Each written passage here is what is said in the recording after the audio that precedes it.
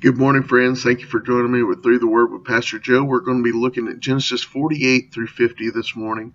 Let's read together. Genesis 48. Sometime later, Joseph told, "Your father was ill." So he took his two sons, Manasseh and Ephraim, along with him. When Jacob was told, "Your son Joseph has come to you," Israel rallied his strength and sat up on his bed.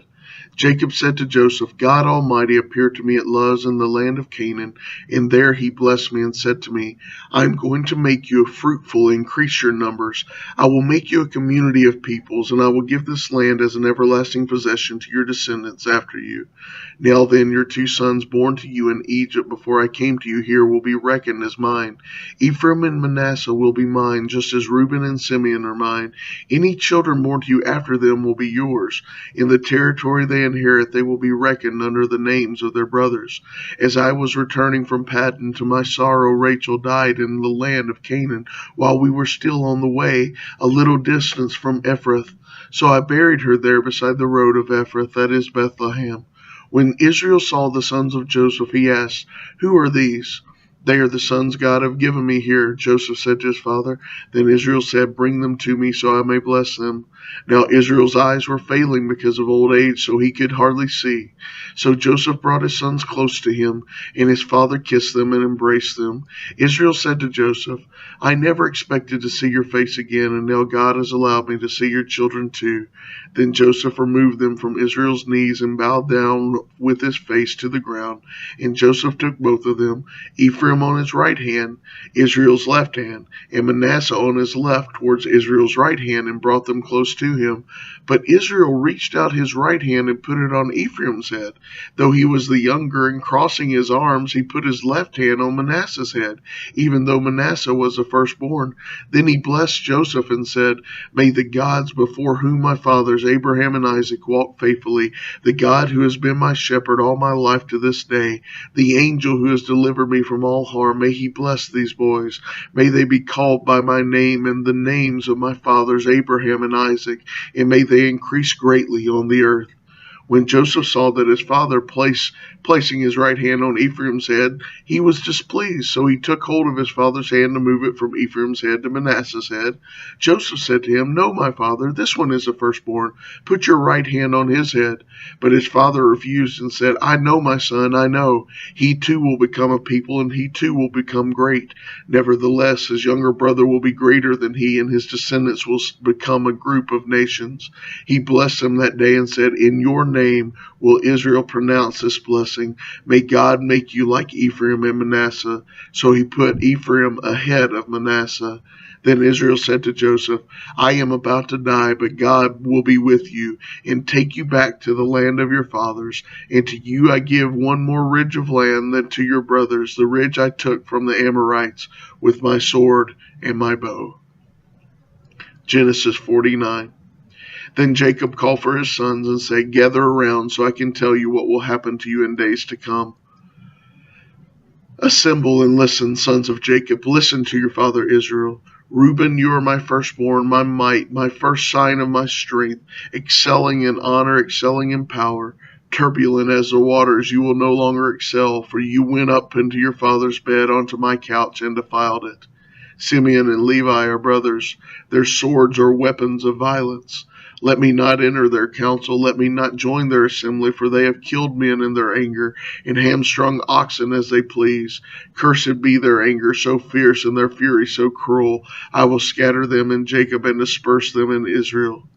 Judah, your brothers will praise you. Your hand will be on the neck of your enemies. Your father's sons will bow down to you.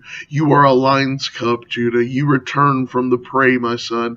Like a lion he crouches and lies down, like a lioness who dares to rouse him. The scepter will not depart from Judah, nor the ruler's staff from between his feet, until he to whom it belongs shall come, and the obedience of the nations shall be his.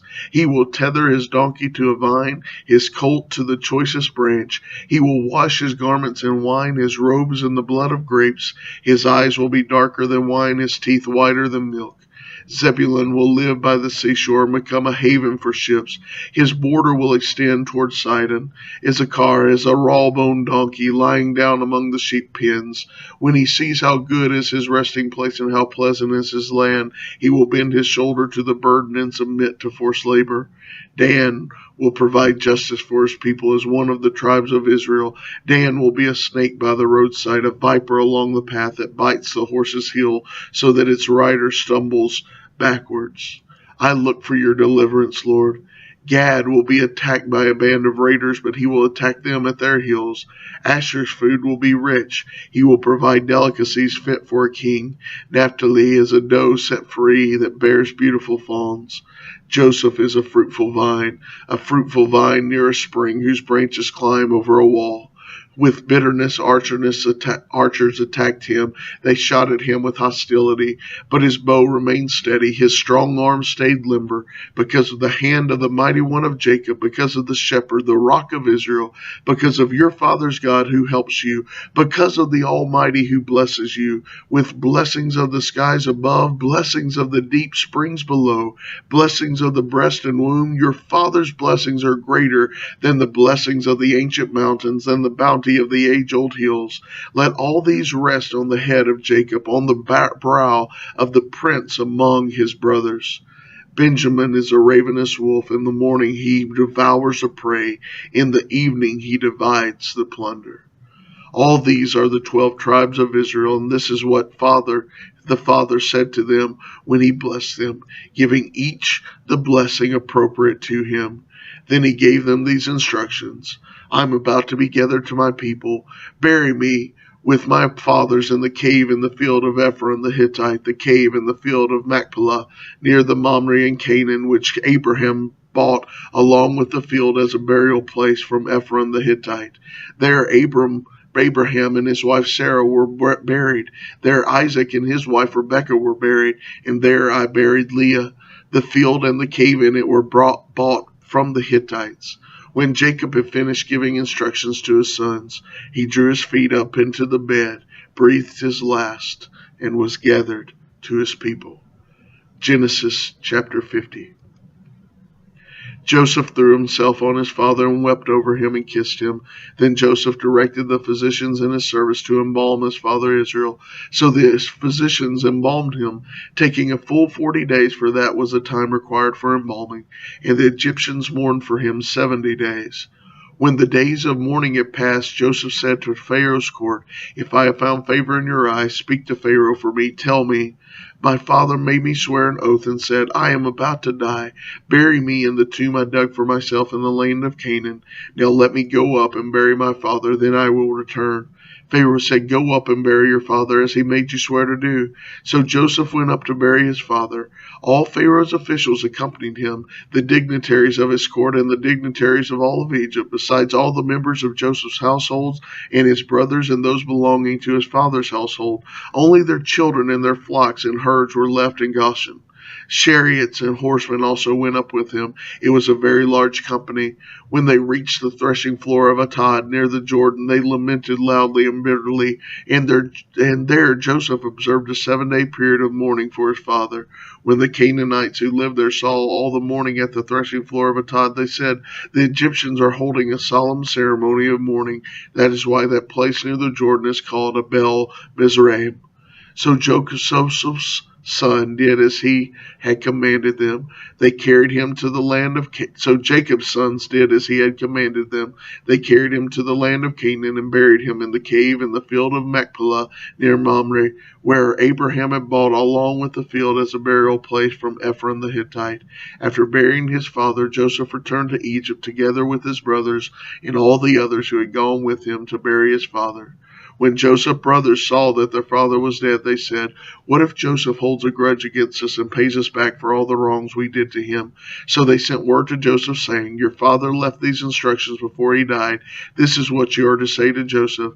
I ask you to forgive your brothers the sins and the wrongs they committed in treating you so badly. Now please forgive the sins of the servants of the God of your father. When their message came to him, Joseph wept. His brothers then came and threw themselves down before him. We are your slaves, they said. But Joseph said to them, "Don't be afraid. Am I in the place of God? You intended to harm me, but God intended it for good to accomplish what is now being done, the saving of many souls. So then, don't be afraid. I will provide for you and your children." And he reassured them and spoke kindly to them. Joseph stayed in Egypt along with all his father's family. He lived 110 years and saw the third generation of Ephraim's children. All the children of Machir, son of Manasseh, was placed at birth on Joseph's knees.